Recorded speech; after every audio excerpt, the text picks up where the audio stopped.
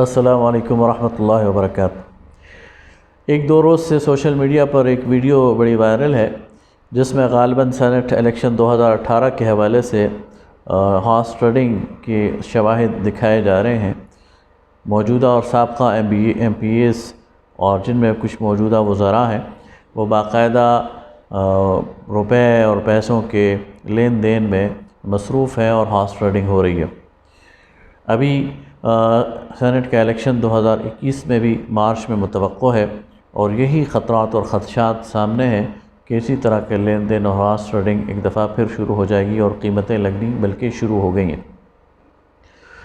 ہمارا یہ سارا جو نظام ہے الیکشن کا، اس میں یہ کوئی نئی بات نہیں ہے، چاہے پیپلز پارٹی ہو، چاہے مسلم لیگ نون ہو، چاہے قوم پرست جماعتیں ہوں اور چاہے پی ٹی آئی ہو جو کہ بظاہر ایک کرپشن فری جماعت کہلاتی ہے۔ یہ سارے کے سارے لوگ اس گندے کھیل میں ہر وقت مصروف رہتے ہیں اور اب تو اس کے بالکل شواہد بھی سامنے آ گئے ہیں۔ میں خود 2002 سے 2007 تک پنجاب اسمبلی کا ممبر رہا ہوں اور اپنی آنکھوں سے یہ سارا کھیل میں نے دیکھا ہے اور مشاہدہ کیا ہے کہ کس طرح جب سینٹ کے الیکشن آتے ہیں تو بھاؤ تاؤ شروع ہو جاتا ہے اور بارگیننگ شروع ہو جاتی ہے اور ووٹوں کی خرید و فروخت شروع ہو جاتی ہے۔ اور ڈھٹائی کی بات یہ ہے، بے شرمی کی بات یہ ہے کہ یہ سب کچھ کھلے عام کرتے ہیں اور ضمیر پر ذرا سا بوجھ بھی محسوس نہیں کرتے، اور اگر ان سے پوچھا جائے کہ اس کی کیا ضرورت ہے تو صاف کہہ دیتے ہیں کہ بھائی الیکشن پر ہم نے کروڑوں روپیہ خرچ کیا ہے،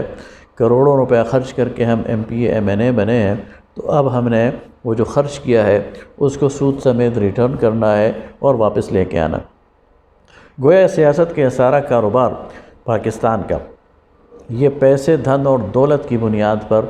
رچایا جاتا ہے۔ اس سارے کھیل کے لیے جو ایندھن ہے وہ سرمایہ ہے، اور وہ سرمایہ ظاہر ہے کہ پھر وہ جائز اور حلال کمائی کا سرمایہ نہیں ہے، وہ بلیک سرمایہ ہے، وہ کالا دھن ہے، وہ جہاں سے بھی آتا ہے اور جب آتا ہے تو اس کے پیچھے کچھ اس کے مقاصد ہوتے ہیں۔ بدقسمتی کی بات یہ ہے کہ تمام بڑی سیاسی جماعتیں اس میں شامل ہیں، اس کالے کھیل میں۔ اس میں پیپلز پارٹی ہے، مسلم لیگ ہے، پی ٹی آئی ہے، اور اس سے بڑی شرمناک بات یہ ہے کہ ہمارے ملک کی اسٹیبلشمنٹ اس میں انوالو ہوتی ہے۔ وہ بھی خزانوں کے منہ کھول دیتی ہے اور جس کو جتوانا ہوتا ہے اس کو جتواتے ہیں اور جس کو ہرانا ہوتا ہے اس کو ہرا دیتے ہیں۔ لہٰذا اس وقت اجتماعی شعور کا تقاضا یہ ہے کہ ہم ایک ایسی قیادت کی طرف آئیں جو اس لحاظ سے بالکل پاک اور صاف ہو۔ اگر میں بات کروں جماعت اسلامی کی تو الحمدللہ جماعت اسلامی کے 70 سے زیادہ نمائندے، senators, MNAs, MPAs, یہ قومی اسمبلی میں رہے، سینٹ میں رہے اور صوبائی اسمبلیوں میں رہے، چاروں صوبائی اسمبلیوں میں رہے،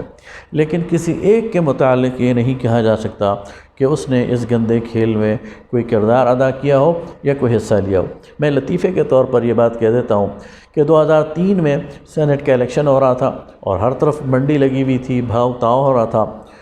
اور ہم بھی اسمبلی میں موجود تھے اور اجلاسوں میں شرکت کرتے تھے۔ تو ایک دفعہ از راہ مذاق میں نے اپنے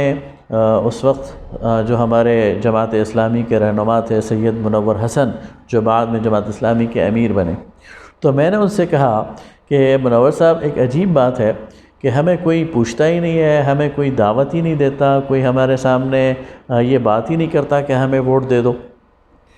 تو انہوں نے بڑے سیریس انداز میں مجھ سے کہا کہ تم اس پر اللہ کا شکر ادا کرو، اس لیے کہ یہ تمہارا اخلاقی روب ہے جس کے نتیجے میں کسی کو یہ جرت نہیں ہوتی کہ تمہارا بھاؤ تاؤ لگا سکے، کسی کو یہ جرت نہیں ہوتی کہ تمہاری قیمت لگا سکے، کسی کو یہ جرت نہیں ہوتی کہ تمہیں یہ کہہ سکے کہ مجھے ووٹ دے دو، اس لیے کہ اسے پتہ ہے کہ یہ کمیٹڈ لوگ ہیں، یہ نظریاتی لوگ ہیں، یہ خاص بیک گراؤنڈ سے آنے والے لوگ ہیں، یہ کٹ سکتے ہیں، مر تو سکتے ہیں، اس راستے میں اپنا تن من دھن قربان کر سکتے ہیں، لیکن اپنی رائے کو اور اپنے ضمیر کو نہیں بیچ سکتے۔ اس پر ہم اللہ کا شکر ادا کرتے ہیں، کسی بڑائی کی بات نہیں کر رہے، کوئی اپنے آپ کو بہت زیادہ پاک اور صاف بیان نہیں کر رہے، لیکن تحدیث نعمت کے لیے اس بات کو کرتے ہیں کہ جماعت اسلامی الحمدللہ وہ واحد جماعت ہے جس نے ہر دور میں اس سارے کے سارے گند کے کھیل سے صاف اور شفاف ہو کر وہ نکلی ہے، اور اس پیسے کے اس کھیل کو عملاً ناکام کیا ہے، اور اس قوم کو یہ بتایا ہے کہ اگر آپ ایسے نمائندے بھیجیں جن کا ضمیر زندہ ہو، جن کا کردار پختہ ہو، جن کا نظریاتی تعلق ہو، جو اس میدان میں ورکر سے اٹھ کر آگے بڑھے ہوئے ہوں، اور جو پیراشوٹ کی طرح آئے ہوئے نہ ہوں، اور جو اسٹیبلشمنٹ کے نمائندے نہ ہوں، تو وہ پھر اپنا دامن بچا کر رکھتے ہیں، اور پھر وہ کسی کو بھی اس بات کی اجازت بھی نہیں دیتے کہ وہ ان سے اس طرح کی بات بھی کر سکے۔ لہٰذا میں یہ گزارش کروں گا کہ الیکشن کمیشن کو بھی اس پر